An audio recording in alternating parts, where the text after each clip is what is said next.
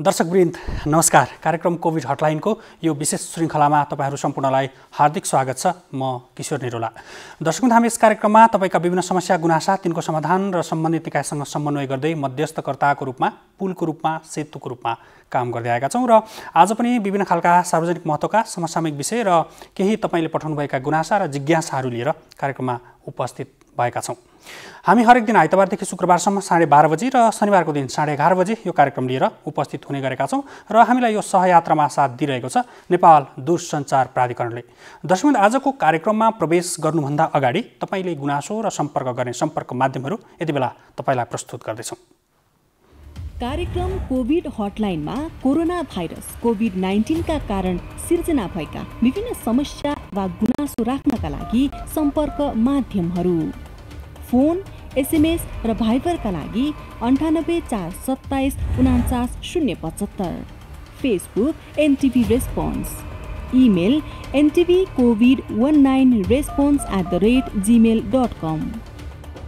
दर्शकवृन्द, तपाईले आफूलाई सहज हुने सम्पर्क माध्यममा तपाईका समस्या गुनासा र जिज्ञासाहरूलाई 24 घण्टा हामीलाई पठाउन सक्नुहुन्छ। तपाईलाई कुन सम्पर्क माध्यम सहज हुन्छ त्यहाँबाट तपाईले हामीलाई गुनासो पठाउन सक्नुहुन्छ। हामी सम्बन्धित निकायसम्म तपाईका समस्या र जिज्ञासाहरूलाई पुर्याउनेछौँ। विज्ञहरूको सुझाव र त्यसको जवाफ पनि लिनेछौँ। दर्शकवृन्द, आज हामीले दुईवटा महत्त्वपूर्ण विषयलाई कार्यक्रममा उठाउने प्रयत्न गरेका छौँ। विशेष गरी असोज 1 गतेबाट बजारहरू खुलेको छ। लकडाउन निषेधाज्ञाहरू विशेष गरी उपत्यकाको हकमा र ठुला सहरहरूको हकमा यो नियम हटेको छ। यसले गर्दाखेरि चहलपहल पनि बढेको छ। सपिङ मल, होटल, रेस्टुरेन्ट लगायतका अधिकांश क्षेत्रहरू खुलेका छन् र यसलेबाट विभिन्न खालका समस्याहरू पनि सिर्जना भएका छन् र अब व्यक्तिगत सतर्कता कसरी अपनाउने होला, व्यापारीहरू आफैले पनि अथवा उपभोक्ताले पनि कसरी यसमा चाहिँ सतर्कता अपनाउन सक्छन्, राज्यको यति बेला अब थप भूमिका के हुन सक्छ, अगाडिको भन्दा अबको भूमिका कस्तो हुनुपर्छ, सँगसँगै खाद्यान्न, लत्ता कपडा र तरकारीबाट पनि कोरोना भाइरसहरू सङ्क्रमण हुन्छ भन्ने खालको त्रास अझ पनि बाँकी छ। अब यो के हो भन्ने विषयमा आज हामी छलफल गर्दैछौँ र हाम्रो छलफलका लागि यति बेला हुनुहुन्छ डाक्टर खेम कार्की, जनस्वास्थ्य विज्ञ हुनुहुन्छ। यति बेला हाम्रो प्रत्यक्ष भाइबर सम्पर्कमा आइसक्नु भएको छ। डाक्टर साहब, स्वागत छ यहाँलाई कार्यक्रममा। धन्यवाद, नमस्कार। विशेष गरी अब पछिल्लो समय मैले अलिकति भूमिकामा पनि जोडिसकेको छु। असोज 1 गतेबाट सबै क्षेत्रका निषेधाज्ञाहरू र लकडाउन पनि केही हदसम्म खुकुलो भइसकेको अवस्था छ।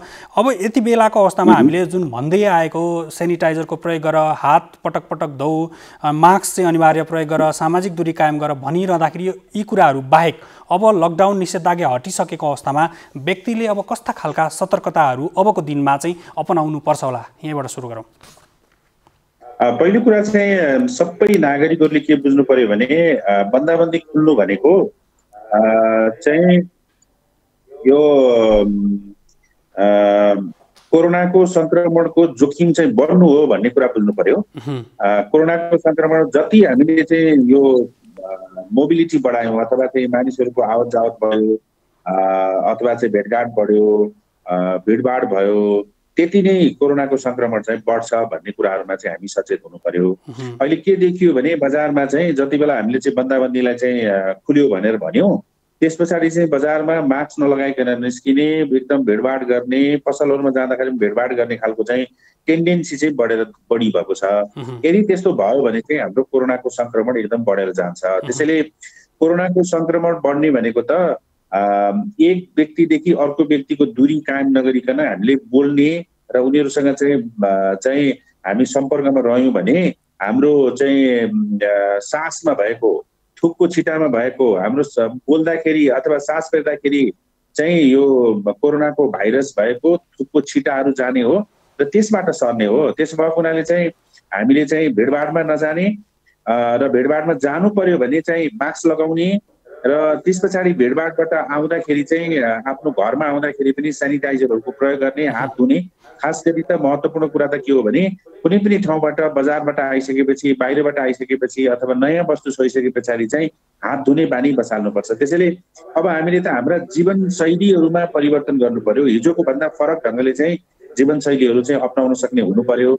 त्यसो गर्यो भने मात्रै हामी चाहिँ कोरोना संक्रमणलाई नियन्त्रण गर्न जस्तो डाक्टर साहब, जस्तो यहाँले जोडे अनुसार नै जस्तो पछिल्लो समय लकडाउन खुकुलो बन्दै जाँदाखेरि जुन व्यक्तिहरू चाहिँ स्वतस्फूर्त रूपमा बाहिर आउने, अब कतिपय ठाउँमा त पार्टी नै गरेको पनि देखियो, साथीभाइको चाहिँ लामो समयसम्मको भेटघाट नभएको कारणले गर्दाखेरि चाहिँ अब एक जमघट गरौँ भन्ने खालका त्यस्ता दृश्यहरू, त्यस्ता क्रियाकलापहरू पनि धेरै देख्न आएका छन् होइन। अब यो स्थितिमा चाहिँ हामी कुराकानी गर्दैछौँ दर्शकवृन्द डाक्टर खेम कार्की जनस्वास्थ्य विज्ञ हुनुहुन्छ। विशेष गरी असोज 1 गतेबाट लकडाउन खुकुलो बनेसँगै यसबाट विभिन्न खालका समस्याहरू सिर्जना हुन् कि हुन सक्ने हुन् कि भनेर चाहिँ प्रश्नहरू जिज्ञासाहरू उठेका छन्। जसरी सपिङ मल रेस्टुराँहरू र होटलहरू सञ्चालन भइरहँदाखेरि त्यहाँ चाहिँ अब मास्क लगाउने सेनिटाइजरको प्रयोग गर्ने सामाजिक दूरी कायम गर्ने लगायतका अन्य थप के कस्ता क्रियाकलाप र व्यक्तिगत सतर्कता अपनाउनुपर्छ भन्ने विषयमा हामी छलफल गर्ने प्रयत्न गरिरहेका थियौँ। हामीसँग भाइबर सम्पर्क टुटेको छ। जनस्वास्थ्य विज्ञ डाक्टर खेम कार्कीसँग हामी कुराकानी गर्दैछौँ। जसरी सपिङ मलहरू लगायतका पछिल्लो समय असोज 1 गतेबाट धेरै जसो क्षेत्रहरू खुलेका छन्, सार्वजनिक यातायात पनि खुलेका छन्। सार्वजनिक यातायातमै चढ्दाखेरि पनि के कस्ता विषयमा ध्यान दिने, त्यहाँ चढ्दाखेरि सङ्क्रमणको स्थिति के बन्न सक्छ, व्यक्तिगत सतर्कताका विषयहरू के रहन सक्छन्, सँगसँगै खाद्यान्न लगायतका तरकारी लगायतका विषयहरूबाट पनि वस्तुहरूबाट पनि चाहिँ सङ्क्रमण हुन सक्छ कि भन्ने खालको एउटा त्रास अझ पनि बाँकी छ। यो विषयमा कसरी अगाडि बढ्न सकिन्छ भन्ने खालको अथवा त्यसको जोखिम कति रहन सक्छ, तरकारीबाट कसरी चाहिँ सङ्क्रमण हुन सक्छ कि सक्दैन भन्ने खालका जिज्ञासाहरू पनि हामीलाई बारम्बार प्राप्त हुने गरेका छन्। यति बेला हाम्रो प्रत्यक्ष टेलिफोन सम्पर्कमा डाक्टर खेम कार्की हुनुहुन्छ। डाक्टर साहब, हजुर, भाइबरमा राम्रो कनेक्सन भएन। जस्तो हामीले जोड्दै थियौँ, जुन सतर्कता हामीले अपनाउँदै पनि अब यति बेला सहज भएको स्थिति छ। व्यक्तिहरू चाहिँ लामो समयदेखि बन्दाबन्दीको अवस्थामा रहेपछि चाहिँ साथीभाइसँग भेट्न जाने, आफन्तसँग भेट्न जाने त्यो खालको जमघटको परिस्थिति पनि सिर्जना भएको छ होइन। मैले जोड्न खोजेको विषय चाहिँ जस्तो हामीले सामाजिक दूरी कायम गर्ने, मास्कको प्रयोग गर्ने, सेनिटाइजरको प्रयोग गर्ने बाहेकका अबको दिनमा अब अगाडि बढ्दाखेरिको अवस्थामा यो नर्मल भइसकेको अथवा चाहिँ लकडाउन र निषेधाज्ञा हटिसकेको अवस्थामा अबका थप सतर्कताका विषयहरू के हुन सक्छन्? पहिलो कुरा चाहिँ म आफै पनि कोरोना सङ्क्रमित हुन सक्छु। हजुर। र मैले भेटेको मान्छे पनि कोरोना सङ्क्रमित हुन सक्छ। कोही पनि मान्छे चाहिँ सङ्क्रमित हुन सक्छ, जो म भेट्दैछु त्यो मान्छे चाहिँ कोरोना सङ्क्रमित हुन सक्छ र उसले मलाई चाहिँ कोरोना सार्न सक्छ भन्ने कुरा चाहिँ सधैँभरि हाम्रो चेतमा रहनु पर्यो। यो डराउने विषय त होइन, तर यदि हामीले सतर्कता अप्नाएनौँ भने चाहिँ मलाई सर्न सक्छ। मैले हरेक दिन चाहिँ गर्ने व्यवहारबाट चाहिँ मलाई चाहिँ सङ्क्रमण सर्ने हो। यो चाहिँ मेरो कारणले गर्दाखेरि चाहिँ सङ्क्रमण सर्ने हो। मलाई सर्यो भने यो मेरो कारणले नै सरेको, अरूको कारणले सरेको होइन भन्ने खालको चेत अब हामी सबैमा हुनु पर्यो। नत्र भने चाहिँ हामी यो कोरोनाको सङ्क्रमण रोक्न सक्दैनौँ। त्यसैले हरेक व्यक्तिले चाहिँ यो न्यू नर्मल भनेर भन्छौँ हामीले, तर हाम्रो जीवनशैलीमा भएका यी तमाम खाले कमजोरीहरूलाई चाहिँ हामीले हटाउनु पर्यो। डाक्टर साहब, हामीले यसरी चाहिँ एक किसिमको यो बन्धन जस्तै पनि छ होइन। कतिपय अवस्थामा कति धेरै बन्धन, कति मास्क लगाउने, कति चाहिँ यो कुराहरू सम्झेर हिँड्ने, अलिक जिन्दगी सहज भएन भन्ने खालका पनि प्रश्नहरू र जिज्ञासाहरू हामीलाई प्राप्त हुने गर्छन् होइन। अब यसलाई फेरि त्यसरी हाङबुजीको रूपमा चाहिँ अगाडि बढाइरहँदाखेरि फेरि अर्कोतिर त्यसले चाहिँ मानसिक रूपमा अथवा अन्य खालका समस्याहरू पनि निम्तिने हुन् कि भन्नेतर्फ पनि त हामी सचेत हुनु पर्ला। यो चाहिँ कस्तो भने परिस्थितिलाई हामीले चाहिँ सहज ढङ्गले बुझ्नु जरुरी। जस्तो भनौँ न, बिहे गरेर जानुभन्दा अगाडिसम्म चाहिँ एउटा नेपाली चेलीले जे खालको चाहिँ उसको चाहिँ माइतमा व्यवहार गर्थिन्, तर बिहे गरेर गइसके पछाडि उसको घरमा गर्ने व्यवहारहरू त फरक हुन्छ नि। सेम खालको ढङ्गले अब त्यो घरमा जाने बित्तिकै उसलाई चाहिँ मानसिक असन्तुलन हुन्छ भन्ने त होइन नि। त्यसैले अब हामीले त एउटा परिस्थिति सिर्जना भयो। हिजो हामी चाहिँ एकदमै हात मिलाउँथ्यौँ, किस गर्थ्यौँ, हक गर्थ्यौँ। दुनियाँले चाहिँ मतलब चाहिँ संसारभरि चाहिँ मतलब हात मिलाउने, किस गर्ने, हक गर्ने मान्छेहरूले अहिले त त्यो गर्न छोडे नि। नमस्कार गर्न थाले नि। चाहिँ अमेरिकनदेखि लिएर युरोपियनदेखि लिएर सबै मान्छेहरूले चाहिँ नमस्कार गर्न थाले, अथवा चाहिँ भेटघाट गर्दाखेरि ग्रिटिङ्स गर्दाखेरि गर्ने खालका कुराहरूमा हाम्रो परिवर्तन भयो। 6 महिनामा हामीले चाहिँ एउटा एचिभ गरेको कुरा त्यही हो। नेपालमा पनि हामीसँग चाहिँ एकदम धेरै चाहिँ कसैले हात मिलाएन भने चाहिँ माइन्ड गर्ने खालको परिस्थिति थियो। अहिले त कसैले पनि हात मिलाउनको लागि कोसिस गर्दैन नि। त्यसो भएको हुनाले त्यस्तै गरेर अब हामी सबैले चाहिँ हाम्रो जीवनशैलीमा भएका चिजहरूलाई, खास चिजहरूलाई परिवर्तन गर्नुपर्छ। त्यो भनेको के हो भने अब मैले सामाजिक रूपमा चाहिँ दूरी, हिजो हामी एकदम भिडभाडमा जान सक्थ्यौँ, अहिले पनि हाम्रो के छ भने 2 जना चाहिँ मान्छे चाहिँ बजार जानु पर्यो भने चाहिँ हातमा हात हालेर अङ्कमाल गरेर बजार जाने खालको चलनलाई हामीले हटाउनु पर्यो र सामाजिक दूरी कायम गर्नु पर्यो। हिँड्दाखेरि पनि दूरी कायम गर्नु पर्यो, भेटघाट गर्दाखेरि पनि दूरी कायम गर्नु पर्यो। र अहिले त अब यो कोरोना सङ्क्रमण बढी नै राखेको हुनाले चाहिँ हामीले चाहिँ कसैसँग भेटघाट भयो भने पनि उसले चाहिँ मास्क लगाएको छ कि छैन भनेर इन्स्योर गर्नु पर्यो। आफूले मात्रै मास्क लगाएर भएन, उसलाई पनि मास्क लगाउन भन्नु पर्यो। त्यसैले बजारमा जाँदाखेरि पनि यदि पसलले छ भने पनि पसलले मास्क लगाइराखेको छैन भने आफूले भन्नु पर्यो कि तपाईँले मास्क लगाउनुहोस्, मैले पनि मास्क लगाएको छु भनेर भन्नु पर्यो। अनि आफूले पनि मास्क लगाइएको छैन भने पसलले चाहिँ तपाईँले मास्क लगाउनुहोस् भनेर भन्दाखेरि सहज ढङ्गले हामीले लिनु पर्यो। अनि एकले अर्कालाई सम्झाउनु पर्यो। कतिपय कुराहरू त यो त नयाँ व्यवहारहरू हामी चाहिँ जस्तो डाक्टर साहब अब नेपालको परिप्रेक्ष्यमा डाक्टर साहब जस्तो बुझाएर जाने कुराहरू हजुरलाई मैले बिचमा रोकेँ, जस्तो नेपालको परिप्रेक्ष्यमा कुरा गर्ने हो भने त अब हामी धेरै जसो ग्रामीण भेगमा बसोबास गर्ने पनि छौँ र यो कुराहरू विशेष गरी तपाईँले भनिरहनु भएका कुराहरू सहरी इलाकामा अलिकति सहज हुन सक्ला, तर गाउँमा त हामीले लकडाउनकै समयमा पनि कतिपय ठाउँमा हामी रिपोर्टिङको लागि जाँदाखेरि त्यहाँको स्थिति बुझ्दाखेरि त्यो एकदम चरम लकडाउन भएको निषेधाज्ञा भएको अवस्थामा पनि त्यहाँ चाहिँ जमघटका परिस्थितिहरू, लकडाउनलाई पनि खासै वास्ता नगरेका परिस्थितिहरू पनि हामीले देख्यौँ हैन। अब यो स्थितिले गर्दाखेरि अब झन् सहज भइसके पछाडि त्यहाँ झन् भयावह स्थिति बन्ने हो कि भोलिको दिनमा अस्पताल नजिक नहुन सक्छ, त्यहाँ चाहिँ विभिन्न खालका समस्याहरू हुन सक्छन्, कतिपय अवस्थामा आफ्ना स्वास्थ्य समस्याहरू चाहिँ उहाँहरूले व्यक्त गर्न नसक्ने अवस्था पनि बन्न सक्ला। ग्रामीण भेगको कुरा गर्दैछु मैले, त्यो स्थितिबाट चाहिँ कसरी निस्किने? त्यो पनि के छ भने अब मलाई के लाग्छ भने ग्रामीण भेगमा चाहिँ सहरको जस्तो खालको समस्याहरू चाहिँ छैन, हिजो पनि थिएन, आज पनि हुँदैन। किनभने त्यहाँ चाहिँ हाम्रो बसोबासकै हिसाबले पनि चाहिँ सेपरेटेड छ। एक घरदेखि अर्को घर जानको लागि चाहिँ हिँड्नै पर्ने, त्यो डिस्टेन्सहरू चाहिँ मेन्टेन भएको छ, भिडभाड कम छ। त्यस कारणले गर्दाखेरि चाहिँ सङ्क्रमण चाहिँ जहाँनिर भिडभाड कम छ, जहाँनिर चाहिँ मान्छेहरूको चाहिँ त्यो प्राकृतिक हिसाबले चाहिँ डिस्टेन्स बढी छ, त्यस्तो ठाउँहरूमा चाहिँ सङ्क्रमण नभएको यो दृष्टान्तले पनि के गर्छ भन्दाखेरि अब हामीले चाहिँ यदि चाहिँ हाम्रो भिडभाडलाई कम गर्न सक्यौँ र चाहिँ हामीले सामाजिक जति पनि सामाजिक कार्यक्रमहरू हुन्छन्, सामाजिक गतिविधिहरू हुन्छन्, ती सामाजिक गतिविधिहरूमा पनि भौतिक दूरी चाहिँ कायम गरेर मात्रै गर्ने। अब जस्तो चाडबाडको सिजन आउँदैछ, दसैँ आउँदैछ, तिहार आउँदैछ, यस्तो बेलामा पनि हामीले चाहिँ एकदम भौतिक दूरी कायम गर्नुपर्छ, भिडभाड गर्नु हुँदैन, भोज भतेरमा पनि भिडभाड गर्नु हुँदैन भन्ने खालका कुराहरू भन्दा अर्को विकल्प छैन। त्यसैले तपाईँले भने जस्तै यो सहरको लागि मात्रै होइन कि गाउँको लागि पनि जहाँसुकै मान्छेहरू भेला हुने कुराहरूमा चाहिँ भेला हुँदाखेरि अथवा कुनै त्यस्तो खालको चाहिँ अब कार्यक्रममै पनि भेला हुँदाखेरि, अब भोज भतेरमा पनि भेला हुँदाखेरि, अब एक कुरा त भेला हुनै भएन, तर दोस्रो कुरा चाहिँ के छ भने अब त्यस्तो चाहिँ कथम कदाचित भेला हुनु पर्यो। जस्तो कोही मान्छे मृत्यु भयो, मलामी जानु पर्यो, त्यो त अब चाहेर भएन नि, त्यो त मलामी त जानै पर्यो भनेपछि बाध्यता हुँदाखेरि पनि हामीले चाहिँ भौतिक दूरी कायम गर्ने कुराहरूलाई बिर्सनु भएन, मास्क लगाउने कुराहरूलाई बिर्सनु भएन, हात धुने कुराहरूलाई बिर्सनु भएन। योभन्दा अर्को त विकल्पै छैन। त्यसो भएको हुनाले यो त के हो भने एकले अर्कालाई सम्झाउँदै बुझाउँदै यो हाम्रो चाहिँ एउटा दैनिकी जीवनशैली हो, पद्धति हो भन्ने हिसाबमा हामीले चाहिँ एकले अर्कालाई सम्झाउँदै बुझाउँदै चाहिँ अगाडि बढ्नुको विकल्प छैन। त्यसैले चाहिँ कसैले चाहिँ अब मास्क लगाएको देखिएन भने पनि हामीले के भन्नु पर्यो भने तपाईँले मास्क लाउनु पर्यो, तपाईँसँग मास्क लाउनु भएन भने तपाईँसँग म कुरा गर्न चाहदिनँ भन्ने खालको कुरा गर्नु पर्यो। त्यसैले यो चाहिँ सहरमा पनि र गाउँमा पनि एकै खालको ढङ्गले चाहिँ हामीले यही तीनटा कुराहरू, जनस्वास्थ्यको यही तीनटा कुरा भन्दा अर्को विकल्प छैन अहिलेसम्म। हामीसँग भ्याक्सिन आएको छैन, हामीसँग चाहिँ इफेक्टिभ औषधि छैन।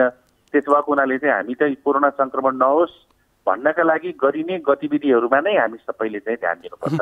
अब यति बेला जस्तो सङ्क्रमणको अवस्थामा लकडाउन र निषेधाज्ञाको समय खुकुलो हुँदै गर्दाखेरि राज्यले विभिन्न खालका प्रयासहरू त गरेको छ। मन्त्रालयले बारम्बार दिने पछि विभिन्न खालका निर्देशनात्मक अथवा विभिन्न खालका चाहिँ जनचेतनामूलक विषयहरूमा पनि उसले जानकारी गराइ नै रहेको छ, तर पनि कतिपय ठाउँमा अब त्यो ल्याकिङ भएको पनि देखिन्छ। तर अब राज्यको भूमिका जुन हामीले अगाडि भनिरहेका छौँ, मास्क, सेनिटाइजर, सामाजिक दूरीका कुराहरू जुन SMS भन्ने गरेको छ मन्त्रालयले पनि, ती बाहेकका भूमिकामा अब राज्यले अथवा सरकारले अथवा स्वास्थ्य मन्त्रालयले, स्थानीय सरकारहरूले, प्रदेश सरकारहरूको भूमिका अब थप के हुन सक्छ?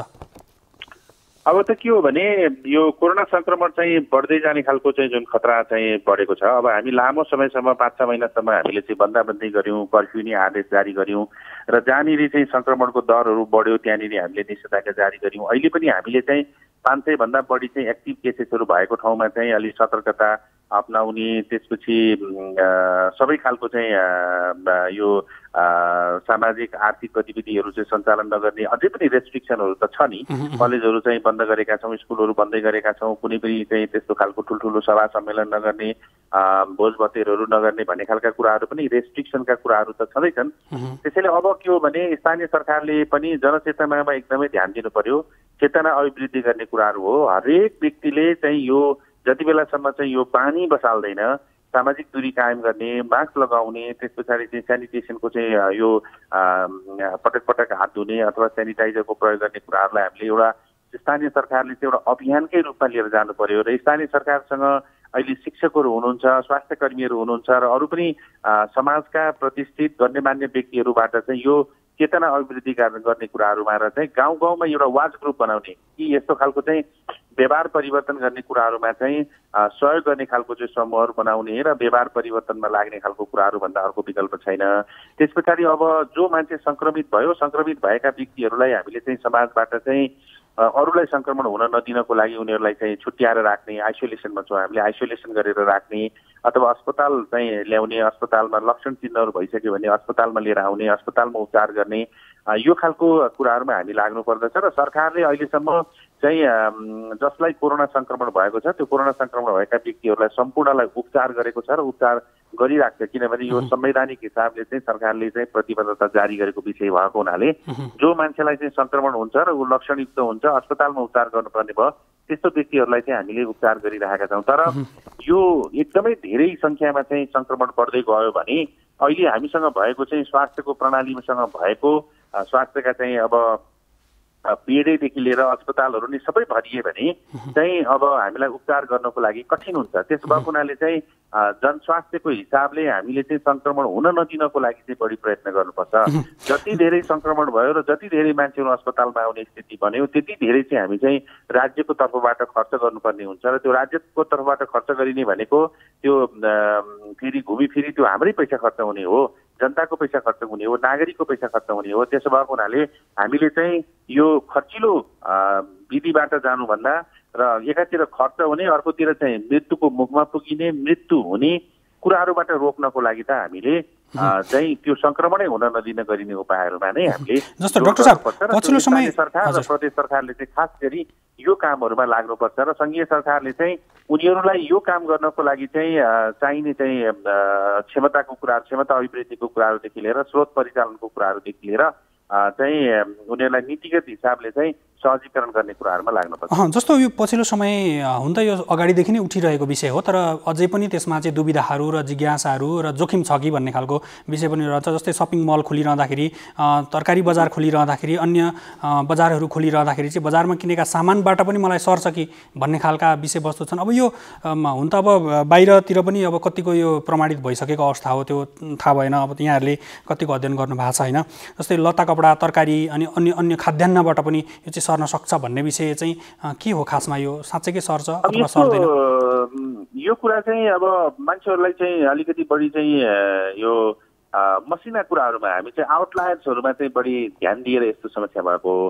अहिलेसम्म चाहिँ कपडाबाट सरेको अथवा चाहिँ लत्ता कपडाबाट सरेको, तरकारीबाट सरेको, अब खानेकुराहरूबाट सरेको भन्ने चाहिँ छैन, किनभने यो भाइरस चाहिँ यति सेन्सिटिभ भाइरस हो कि 60-70 डिग्री सेल्सियसमा त यो मरिहाल्छ। त्यसैले सामान्य चाहिँ तातो पानीमा चाहिँ डुबायो भने पनि यो मरिहाल्छ। तर हामीले खानेकुरा त पकाएर खान्छौँ, पखालेर खान्छौँ, अनि त्यो खानेकुराहरूमा अथवा चाहिँ तरकारीहरूमा चाहिँ यो थुक्को छिटाबाट गएर बसेर धेरै लामो समयसम्म बाँच्न सक्ने खालको स्थिति बन्दैन। त्यसैले यसको अलिकति चाहिँ यो भाइरसहरू चाहिँ अलिक लामो समयसम्म बस्ने भनेको चाहिँ यो स्टिलमा अथवा काठको यो फर्निचरहरूमा चाहिँ यदि थुक्को माध्यमबाट त्यहाँ बसिरहेको छ भने चाहिँ केही लामो समयसम्म बस्छ भन्ने हो। त्यसैले बजारमा कपडाबाट अथवा चाहिँ तरकारीबाट चाहिँ आएर यो चाहिँ सर्छ भन्ने हो भने फेरि त्यो सर्ने तरिका के हो भने यो त मुख र चाहिँ आँखा नाकबाट भित्र छिर्नु पर्यो र हाम्रो चाहिँ श्वास प्रश्वास प्रणालीमा जानु पर्यो। यो श्वास प्रश्वास प्रणालीभन्दा अरू ठाउँमा यो कोरोना भाइरस चाहिँ सङ्क्रमण गर्दैन। त्यसो भएको हुनाले अब सामानहरू बजारबाट किनेर ल्याएको सामानहरू, तरकारीहरू पनि हामीले त पखालेर खान्छौँ, हात पखाल्छौँ। त्यसैले पहिलो कुरा चाहिँ के हो भने कुनै पनि सामानहरूमा यदि अहिले मानौँ न जस्तो पैसाहरूमा अलिकति समयसम्म रहन सक्छ, कागजमा रहन सक्छ, कसैले चाहिँ थुक लगाएर चाहिँ पैसा चाहिँ दिएको छ। अब पैसामा थुक लगाउँदाखेरि थुकमा यदि कोरोनाको भाइरस रहेछ भने अर्को व्यक्तिलाई जसले पैसा चलाउँछ त्यसलाई सर्न सक्ने सम्भावना त हुन्छ। अहिलेसम्म त्यसरी सरेको प्रमाणित त छैन, तर सर्न सक्ने सम्भावनाहरू हुन्छ। त्यसो भएको हुनाले नि हामीले हरेक चिजहरू छुँदाखेरि कुनै नयाँ चिजहरू छुइयो भने, टेबलै छुइयो भने पनि, पैसै छुइयो भने पनि, किताब कापी कलमै छुइयो भने पनि हात धुनुपर्छ र बेला बेलामा हात धुने, मिची हात धुने भनेको कारणै त्यही हो। त्यस कारणले अहिले सर्छ भनेर डराउने भन्दाखेरि पनि त्यस्तो सामानहरू छोइसके पछाडि चाहिँ हामीले हात सतर्क हुनु पर्यो। हुन्छ डाक्टर साहब, यो महत्त्वपूर्ण समय र जानकारीको लागि यहाँलाई धेरै धेरै धन्यवाद। दर्शकबिन्दु हुनुहुन्थ्यो जनस्वास्थ्य विज्ञ डाक्टर खेम कार्की। हामी डोटीबाट एउटा गुनासो प्राप्त भएको छ, त्यो गुनासोमा प्रवेश गर्नुभन्दा अगाडि तपाईँलाई केही महत्त्वपूर्ण सन्देश प्रस्तुत गर्दैछौँ। कोभिड-19 महामारीको समयमा मानसिक रूपमा स्वस्थ रहनका लागि ध्यान दिनुपर्ने कुराहरू: सकारात्मक सोचको विकास गर्ने, आफ्ना लागि समय निकाल्ने र धेरै तनावमा नरहने, सृजनात्मक क्रियाकलापमा सहभागी हुने, नियमित व्यायाम र आराम गर्ने, मनका कुरा साथीभाइ वा आफन्तलाई भन्ने, रोग प्रतिरोधात्मक क्षमता बढाउन स्वस्थ खानपिन गर्ने, घरायसी काममा सहयोग गर्ने बानी विकास गर्ने, अनावश्यक हल्लाको पछि नलाग्ने। मानसिक रूपमा स्वस्थ बनाऊ, कोरोना भाइरसलाई परास्त गरौँ। यदि कुनै व्यक्तिलाई सङ्क्रमण भएको छ र रुगाखोकी वा श्वास प्रश्वास सम्बन्धी रोग लागेको छ भने खोक्दा, हाछ्यौँ गर्दा, बोल्दा निस्कने साना साना कणलाई रोक्ने काम मास्कले गर्दछ। त्यसैले मास्कको उचित प्रयोगले कोभिड-19 को सङ्क्रमणबाट धेरै हदसम्म बच्न सकिन्छ। मास्कको प्रयोग गर्दा ध्यान दिनुपर्ने कुराहरू: मास्क लगाउनु अघि मिचिमिची कम्तीमा 20 सेकेन्ड साबुन पानीले हात धुने वा सेनिटाइजरको प्रयोग गर्ने, मास्क च्यातिएको छ कि छैन वा सफा छ कि छैन जाँच गर्ने, मास्क खुकुलो छ र छेउछाउबाट हावा छिरेको छ भने त्यसले काम गर्दैन। त्यसैले मास्क लगाउँदा डोरीमा समाई अनुहारमा टम्म मिल्ने गरी लगाउने, मास्क लगाउँदा नाक, मुख र चिउँडो ढाकिने गरी लगाउने, मास्कको रङ्गीन भागलाई बाहिर पारेर लगाउने, युज एन्ड थ्रो नाम दिएको मास्क डिस्पोजेबल हुने भएकोले यसलाई एकपटक प्रयोग गरेपछि पुनः प्रयोग नगर्ने, डिस्पोजेबल मास्क धोएर सुकाएर र उल्टो फेरेर नलगाउने, सकभर मास्कलाई हातले नछुने, लगाउँदा र फुकाल्दा डोरी मात्र प्रयोग गर्ने, एक अर्काबाट कम्तीमा 2 मिटर टाढा बसौँ, घरबाट बाहिर जाँदा अनिवार्य मास्क लगाऊ। दर्शकवृन्द, यहाँलाई हामी डोटीतर्फ जोड्न चाहन्छौँ। डोटीबाट एउटा गुनासो पनि प्राप्त भएको छ र त्यहाँ पछिल्लो सङ्क्रमणको स्थिति के छ र कोरोना भाइरस रोकथामका लागि जिल्ला प्रशासन कार्यालयले के गरिरहेको छ। विशेष गरी हामीलाई प्राप्त भएको गुनासो चाहिँ यो सिलिन्डर ग्यास, जुन खाना पकाउने ग्यास छ, यसमा चाहिँ बजारै पछि अथवा पसलै पछि मूल्य फरक परेको भन्ने गुनासो पनि आएको छ। यो विषयमा कुराकानी गर्नको लागि यति बेला हाम्रो प्रत्यक्ष भाइबर सम्पर्कमा प्रमुख जिल्ला अधिकारी, डोटी स्थित प्रमुख जिल्ला अधिकारी भीम प्रसाद भट्टराई हुनुहुन्छ। प्रमुख जिल्ला अधिकारीज्यू, स्वागत छ कार्यक्रममा। हस्, धन्यवाद। पछिल्लो स्थिति के छ त्यहाँ कोरोना भाइरस सङ्क्रमणको? हजुर, हाम्रो सुदूरपश्चिममा यो कैलाली पछि डोटी जिल्ला बढी सङ्क्रमितहरू भएको जिल्लामा पर्छ। हजुर, यसमा डोटी जिल्लामा हालसम्म कोरोना सङ्क्रमितहरू पोजिटिभ भएको करिब 1047 जना, हिजोसम्मको तथ्याङ्क अनुसार 1047 जना पुगिसकेको छ र यीमध्ये 933 जना त निको भएर घर फर्किसकेको अवस्था छ भने अहिले सक्रिय सङ्क्रमितहरू 114 जना सक्रिय सङ्क्रमित विभिन्न आइसोलेसन सेन्टरहरूमा चाहिँ हुनुहुन्छ। उहाँहरू पालिकाहरूले, स्थानीय तहहरूले व्यवस्थापन गरेको आइसोलेसन सेन्टरहरूमा 114 जना चाहिँ सक्रिय। उहाँहरूको उपचार कहाँ भइरहेको छ? त्यही अस्पताल छ कि कोभिडको लागि? अहिलेसम्म हामी कहाँ राम्रो पक्ष चाहिँ सिम्टोमेटिक केसेसहरू त्यति धेरै आएको छैन। अब दर्शकवृन्द, हामी कुराकानी गर्दैछौँ प्रमुख जिल्ला अधिकारी डोटीबाट प्रमुख जिल्ला अधिकारी भीम प्रसाद भट्टराईसँग।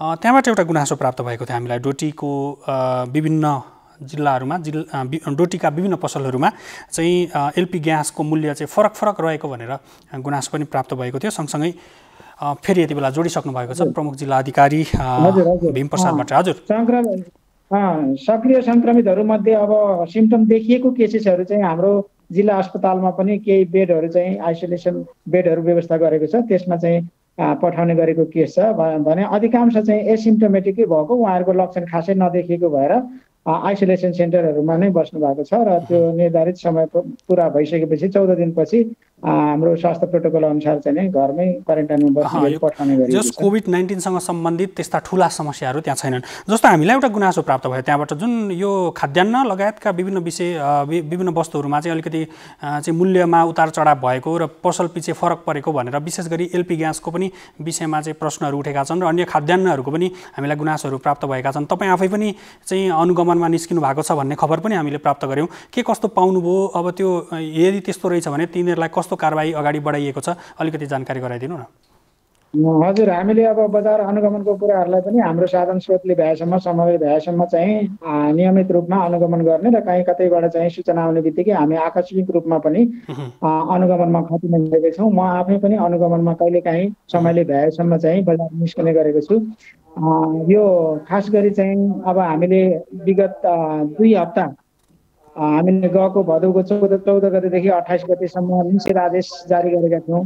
त्यो बेला पनि कहीँ कालोबजारी हुन्छ कि त्यो मूल्य वृद्धिहरू हुन्छ कि अथवा कहीँ जमाखोरी भएर चाहिँ अनियमितता हुन्छ कि भनेर हाम्रो बजार संयन्त्र अनुगमन संयन्त्रलाई सक्रिय राखेका थियौँ र हामी आफै सुरक्षा टिम पनि अनुगमनमा खट्ने गरेकै थियौँ। यद्यपि कतैबाट त्यस्तो चाहिँ भनौँ न अब धेरै अनियमित हुने गरी त्यस्तो भएको हाम्रो चाहिँ जानकारी आएन। अहिले यहाँले भने जस्तो ग्यास लगायत केही उपवस्तुहरूमा चाहिँ बजारै पछि फरक मूल्य आएको छ भन्ने केही सञ्चार माध्यमहरूमा मैले देखेँ। यद्यपि यो लिखित रूपमा गुनासो चाहिँ जिल्ला प्रशासन कार्यालयमा आइसकेको छैन। यो यति हुने बित्तिकै हाम्रो नोटिसमा आइसकेपछि हामीले अब बजारमा डिलरहरू जो हुनुहुन्छ अब ग्यासको मूल्य निर्धारण गर्ने हाम्रो नेपाल सरकारले गरिसकेपछि त्यसको आयल निगमको पनि हामीले चाहिँ बुझ्ने गरेका छौँ। आयल निगमको पनि यहाँ चाहिँ शाखा छ दिपालमा, योसँग पनि हामीले पनि बुझ्ने म बुझ्ने प्रयासमा छु र कसैले पछि फरक मूल्य भन्ने कुरो चाहिँ लिखितमा कसैको चाहिँ हालसम्म प्राप्त भइसकेको छैन।